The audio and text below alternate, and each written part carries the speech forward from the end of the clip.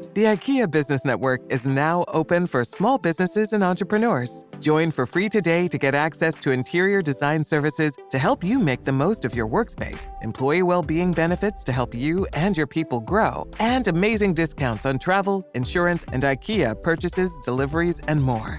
Take your small business to the next level when you sign up for the IKEA Business Network for free today by searching IKEA Business Network. This podcast is brought to you by TeamTrade, a digital solution that helps you hire, optimize, and retain employees. Using psychometric assessments to identify more than 100 professional mindset traits, it gives instant reports you can use to build high-performing teams. Get 2 free profiles today, no commitment, no credit card required, at teamtrait.com. TeamTrait.com.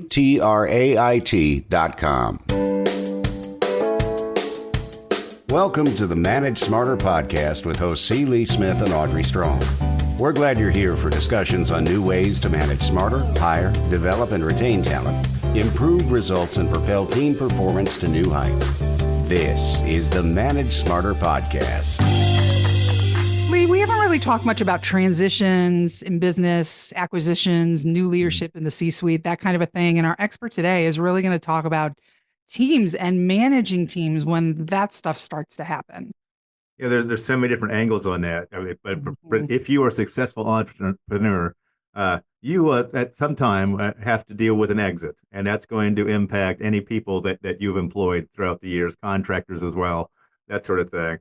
But if you are a CEO or you're a manager, it's like, you will at some point in your career have to deal with, a transition where your company has been bought, sold, whatever. And so again, that's all about the people. And so many times then, when you look at it from the outside, you see mergers and acquisitions all be about the due diligence and about, all the financial numbers and everything like that and how all that shakes out. And it sometimes can feel like the people kind of get left behind in the thinking, when really it's like, having to merge cultures is very difficult. And we've consulted with some people on this.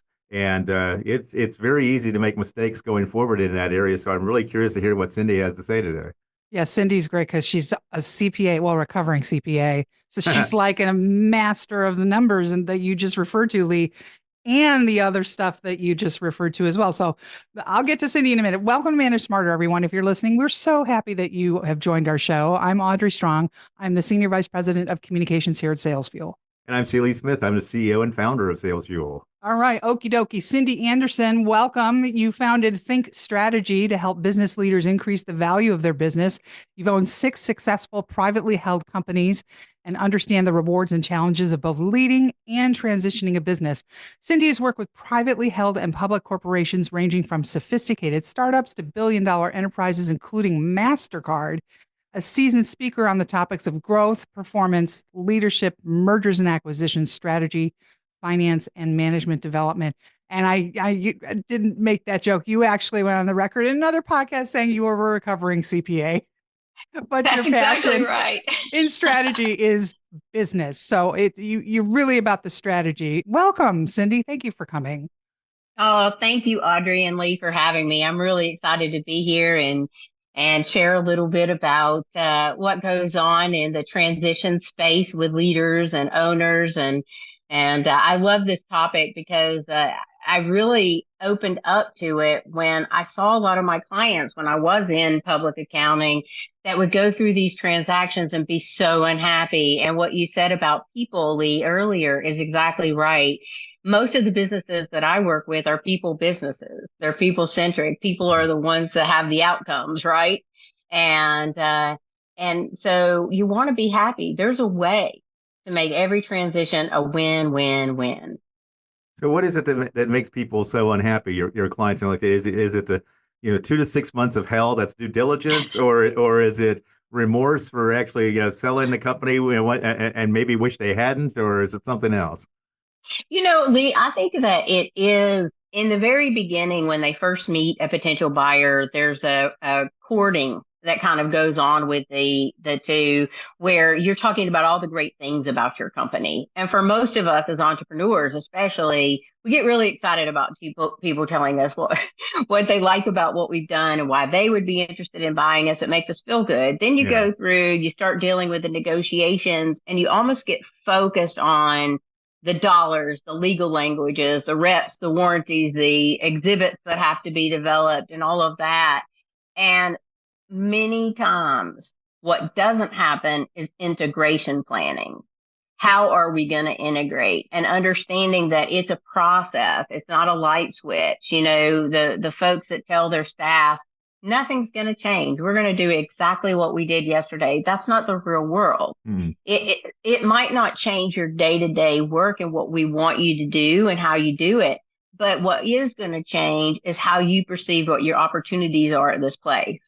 And it is so important, I think, during the due diligence phase to make integration planning an equal part of due diligence, not just looking at the things, dotting our I's and crossing our T's and making sure all of that's right. But what is it that we need to do in pre-close, at closing, post-close, 90 days, 6 months, a year? What does that all look like? And I think whether you're doing a third-party transaction or you're transitioning your business internally to a group, you have to have these kinds of transition plans in place, because where people become unhappy, which I think was really your question, is in the process they get to closing, and they've been dealing with all these details for months and months and months, and they've been super busy, and they sign everything and they're closed, and then they wake up the next day and they go to the office. And now, have you prepared for what that means? And many times the answer is, we didn't talk about that. I just thought that we would just keep doing it like we're doing it, or that we would do it, that we'd be able to talk about it after the fact, and everyone gets busy, and that's where feelings get hurt. And many times the buyer doesn't have a liaison or someone to really work with the seller to make sure that they understand what is going to happen throughout the process, what the steps are. So that's where we find most people get very frustrated. They just don't know, and they're used to being in control. That was going to be my question, is in this transition, for managers that are listening, who controls what is told to the existing managers and what they should tell then in turn their reports, or they're managing up, managing down? Is it the buyer or the seller? And then what are some of the continuing issues in your 26 countries of work that you've done that you continually see across all countries that are the mistakes that are made in that area? Oh, that's such a good question. The biggest mistake is not having a plan that you work on together. The messaging should be developed by the buyer and the seller and agreed to by both parties. So step one, if the seller's doing their own communication and the buyer's doing a separate communication, yikes, that is mistake number one. It should be a collaborative messaging effort, and every single message should be carefully crafted, and every person responsible for delivering it should be able to say it in a way that feels comfortable, they're confident in, but has the same meaning. And I think that it's important, with sellers, they want to talk to their team and they want to share this kind of privately, which I totally understand. And as long as they stick to what's been said and don't ad lib, which many times can happen, other mistakes are made. People will ask them a question and they'll answer it rather than saying, we're going to have a meeting with them this afternoon or tomorrow morning. It has to be shortly after they talk to them that they have a meeting with the other side. Many times the sellers feel like they're protecting their employees by always being the liaison. No, bring the buyer in, let them integrate with your folks, because your folks may actually not tell you this. They may be excited about the opportunities that lie ahead for them in this kind of space. When I sold my firm to RSM, of course, we were a small team and we were like a family and we worked together very well. But I think that if they were being totally honest with me, they were super excited about, oh my gosh, we're going to go to this big firm and look at all the opportunities we have now. And they did have opportunities, and many of them have been very successful because of that transition. And that makes me proud. that I feel like that is part. So the seller understanding too, you're giving people the opportunity for them to step into, not for you to drive. And so I think the messaging has to be done together. I think there has to be a healthy respect for the past by the buyer. So in that messaging, being very careful not to offend what's been done in the past, but still be able to paint a picture of what the future looks like and what their strategies are is a very important part of the communication too. People think that, get your offer letter, you're making, more money or the same money or your incentives or whatever that gets worked out there. That's one part of the deal that is most important to keep in there that minute. But the real retaining of that talent is in the collaboration with the transaction once they're aware of it, to be part of the co-development with them. What if you have a situation where the buyer then wants to make your existing employees re-interview for their jobs? And at the same point in time, obviously they're going to want to eliminate redundancies because there will be redundancies there. But maybe they want to look at running your operation more efficiently and everything like that. And everyone can read between the lines on what that means. Like, so how does a manager or a leader, you know, assuage those fears or worries, founded or not, while maintaining their credibility? Yeah. One of the things that in a lot of the firms that I'm working with today is there's a super labor shortage. So we're seeing less and less of wanting to eliminate the professional staff member that's there, but there's always going to be fallout, or most always going to be fallout with possibly administrative tasks or with accounting or human resources, where maybe what you have today is not going to be needed in the new entity. My feeling is that needs to be part of your communication strategy for those who could be at risk. And I also encourage the buyer not to say we're re-interviewing. We just want to meet you and get to know you, and making sure that the seller understands they're not if they are looking to cut costs, that they're collaborating with you on where they would plan to cut those costs so that you can develop a communication strategy. It is unfortunate when people are displaced, but I always feel like the best strategy for the seller is to go to someone. I'll use the CFO as an example, to go to the CFO and say, I know that you're a very integral part of the reason we're even sitting here at this table today, but there's not going to be a position there for you in the future. So this is the kind of retention compensation agreement we would like to give you in order for you to stay through the transaction. And then usually the buyer will even pay for something post-transaction for that person as well, to get them to help with a successful transition. So negotiating those kinds of points for the ones that are not going to have a job. The other thing I would encourage a seller to do is look at your business very honestly before you go through this process. And if there are people in your organization that you believe that a potential buyer would not consider valuable, you need to deal with that. At least have a strategy of what you're going to do about it. Don't place that on the buyer, because the last thing the buyer wants to do is be the bad guy. The seller doesn't want to be the bad guy either. But if you do have things that need to happen to create more efficiency, at least be aware of it, have a plan for it. And that shows the buyer that you get it and that you're part of the solution. And why wouldn't you actually want to make those changes, to make your company more efficient anyway, assuming that the deal doesn't go through, for example?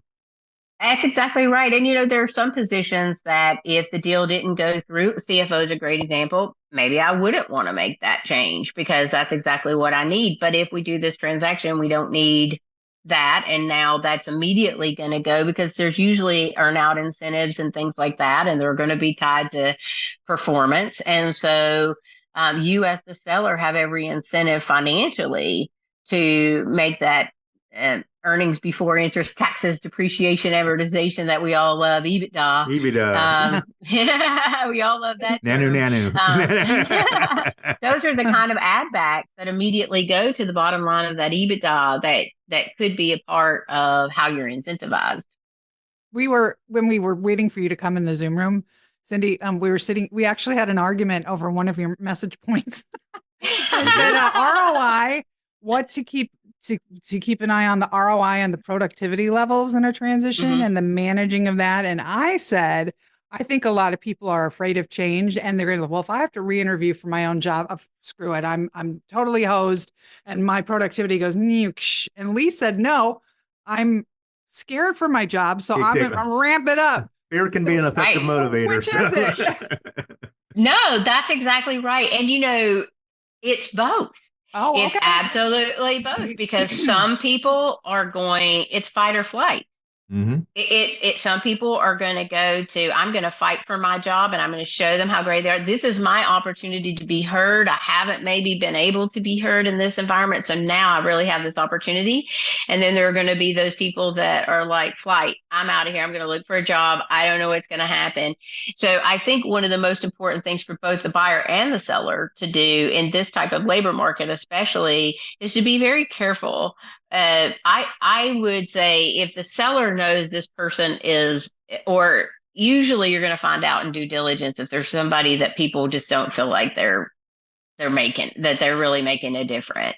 I think that you really, as the seller, want to be the first one to that conversation. This isn't working, and to your point, Lee, you want them to, this wouldn't even be working if we were Hmm. continuing. We have to do something different. Now, what can we do together to support that being different? What can you commit to? What can I commit to? And then what can I sell to this, group over here is in the back of my mind, if I really want to do that. But I also think it's important during this time, if you have a lot of people that are close to retiring, I do think you owe it to them also to just get a feel for when is your date. If you have one, can we go ahead and think about that? Because we also would want to share that with a seller. Like, we don't need to displace them now. They're retiring in 6 months, or they're retiring, or maybe they'll take an early retirement.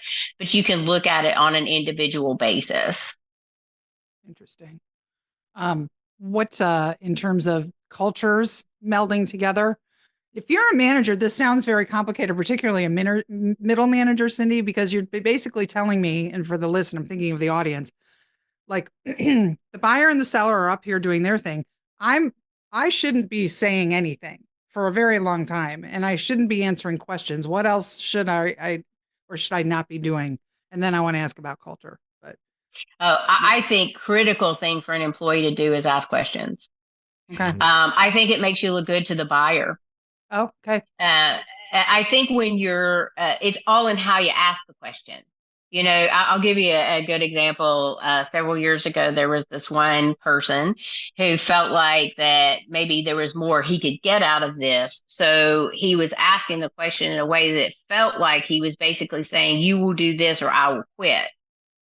And it was really just the wrong way to go, because now that's the immediate reaction of the buyer is, maybe I want you to quit because I don't want to have to deal with Hmm. someone who's going to threaten to leave every time there's a change, right? But if you, as an employee, you have a right to these questions. You made a choice to be at this organization the same way the organization had a choice to hire you. And I think it's really important as an employee to ask the questions that you feel are appropriate, and ask the buyer. Get Okay. the answer that you want from your seller, but ask the buyer. Usually the buyer is going to bring in HR, and they'll usually do these one-on-one meetings, or there may be that time when you're feeling you're being interviewed by the buyer. That is your time to ask the questions about your own career, what the trajectory is. And I find that buyers today are very excited about that because they're looking for people who are thinking forward. Mm-hmm. When the uh, transaction is coming together, uh, yeah, obviously, I feel like it's imperative that both the buyer and the seller, keep a tight lip, Yes. and don't disclose things like that. But that being said, there will be rumors and there will be, things said, or what, okay, things seem a little different here or whatever, this person's never around like they used to be. They used to be involved in the day to day, and now they're having all these meetings with accountants and I wonder what's up and everything like that. So how does a manager deal with their staff, uh, over fixating, if you will, or overthinking, scuttlebutt that they might be hearing around the water cooler and such? I feel like the best strategy when you're going through this process, up until you have some sort of letter of intent or term sheet, you really can keep it pretty close to the vest because that's pretty minimal stuff. But once you get into due diligence, it's really hard to keep it too close to the vest because you have to bring in certain people to be able to handle due diligence. So I always feel like that as a seller, the one thing you want to do is have communication during this process, and the time frame for due diligence cannot be a year. Mhm. That in today's world is crazy. It needs to be a fairly short period of time defined by the complexity of the deal. It could be 4 months, 6 months, 3 months, whatever it is, but there needs to be a simultaneous, we're working on the due diligence. Once we get enough due diligence done that we feel this is can definitely move forward, the legal documents and integration planning needs to be right there with it as well. The planning for those, for getting the legal documents drafted so that people can be reading those and not waiting till the last minute, and having the integration planning of what we're going to do, to me, helps everyone make a better decision if that's going on at the same time. And so I think one of the things that you have to do in talking to people is I don't like telling employees and clients until I know the legal documents, the structure of the deal are enough that I'm feeling pretty good about most things. We're just working out reps and warranties, and we're working out some small details that probably wouldn't kill the deal. Um, then I feel like when you tell your staff, you have to tell your clients immediately that your key clients, you have to go to them. Hey, I just want to give you advance notice. This is going to happen. So I'm not a big proponent of talking to staff and clients until just a few weeks before you Oh, close. wow. Okay. There are some industries where you have to do some things differently because of the way the complexity of the contracts are, things like that. But in most deals, that will suffice. It does crunch the time. The other thing we see sometimes is sign and close. We'll go ahead and get these signed, but we're not actually going to close for a month because we want to get all of this done. So the money doesn't actually transfer anything but the documents are already signed. I don't necessarily think they have to be signed, but I think they need to be close. What's the way to manage two company cultures that are diametrically opposed coming together? That was a company that's all KPIs and metrics, and versus a company that's people first. Yeah. Seems like a nightmare. Audrey, it is a nightmare. And Audrey, that's one of the reasons that I even got into this business. After I sold the practice and opened Thinc Strategy years later, it was really because to me, cultural fit should come before anything else because there's lots of buyers for a good business, right? And culture is very important. And you're going to give on some things, but I think you need to have a few non-negotiables or don't do this on either side. We really encourage our clients to, okay, what are some non-negotiables that cannot be different? Then during the integration planning process, we have to be very honest with each other about what isn't different. And we have to have a strategy because the seller will have to realize that no matter what the buyer says, the buyer's culture is going to prevail. Mhm. And so you need to go into it eyes wide open. This is what I like about it. This is what I don't like about it. This is what will concern my staff. And you need to be very open with the buyer about that and see how they react to it. If the buyer's response is, I don't really care, they're going to have to just deal with it because this Mhm. is how we do things, I think that has to play into your decision making. On the one hand, it may be enough money that you say, well, I'm willing to do this anyway, and know that you're going to have fallout, but then you know it's coming Right. because culture is going to be the reason that people leave. Hmm. And so the buyer shouldn't want it any more than the seller does. Forcing Right. your culture on a firm is not the way to start a relationship. Right. We're almost out of time. Lee, do you have a final question for Cindy? I think that, I want to actually go back to, um, how middle management is, for example, is actually impacted by this because Yeah. that's an area, whatever that, uh, could see some cuts, but it's also kind of a thankless position in the fact that you're catching hell from from your staff, but also catching hell from the top down. So, what does that? What kind of worries do middle management have, and how should those be dealt with? I think they are the ones that are the most afraid because a new organizational structure could eliminate their position altogether. And so that would be one of my first questions is where do I fit into the organization now? Am I losing my management position, but I'm keeping my same pay? Am I keeping a management? All of those things are questions that I think have to be asked. I think that, to your point, middle management is having to manage up and down. And many times they don't know the full story. Most of the time, they only know a piece of the story as to why a decision is made, but yet they're the front line to talk to the staff. So as a middle manager, I would say I would push back on being frontline to the staff a little bit and say, until I can get a little more comfortable with this, and hopefully the seller, if you have really strong next generation leaders, we encourage the seller to engage them in the due diligence process, to not wait, to go ahead and say, we're doing this, and to have a lot of theirs figured out, and to also consider building incentives into their compensation plan for this trouble that they're going to go through. I do think the seller can do that many times, and there can be stay bonuses attached and things like that. But as a middle manager, if I have the opportunity to get involved in this process, what I'm really hoping to do here is to show folks what my capabilities are, but to also learn about the other side's organization and how I see myself fitting in. Because one of the questions HR may ask you is, what do you do today? But you may see that that isn't going to work in the new environment. So show them, like, I think in your organization, I'm not sure how I fit, but let me tell you where my successes are, and let's talk about that. Is it safe or appropriate then for a middle manager of the selling company then to reach out to middle management then of the buying company just to get the lay of the land? It's not appropriate for them to do it on their own, but it's appropriate to ask and to have it coordinated. And it would be a red flag to me if people didn't agree for that. I can't even think of a buyer who has said no to that.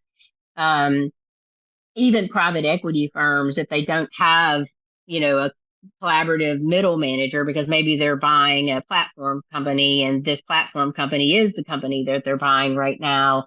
I think even then, if a middle manager says, I'd like to understand what your vision is, hearing it directly from them is going to carry a lot more water than hearing it just from the seller himself or herself. And so I think even if it's not on the same position level, they should have access to them once they know. Now, same position, definitely, they should be part of the integration planning, particularly if they're going to be part of the same department. Because I remember a deal a few years ago that felt, that's right. A deal fell apart because one of the key leaders who had a very small percentage of ownership, but he was a key leader in the organization, said, I am not working for that guy. I'm just not. I have That's not the language he used, more is knowledge. it? No, it's not. But he was absolutely right. If you were interviewing both of them, but they were loyal to their person that was in that position, and they weren't going to make a change, and it killed the deal. Wow. Because culturally, the seller looked at it like, if they're not willing to see that, I'm not sure they can be successful scaling. Wow, this is great advice. This has been the fastest 25 minutes. Great tips. Oh, yeah. I feel well equipped in case awesome this ever happens. Thincstrategy.com is your company, and it's THINC, folks. And then Cindy goes by Cindy, but her LinkedIn is Cynthia Anderson. Facebook, Thinc Strategy. Great tangible tips and advice. I mean, the inner machinations and workings of this are fascinating. And it's like, a minefield. So appreciate all the tips. Completely that. Great tips. That's right. Thanks Thank you so much, Cindy. Audrey and Lee. Thank you. It's been my pleasure. Thanks for listening. If you enjoyed the show, please rate and recommend on iTunes, Overcast, or wherever you get your podcasts. You can also get more great information at salesfuel.com.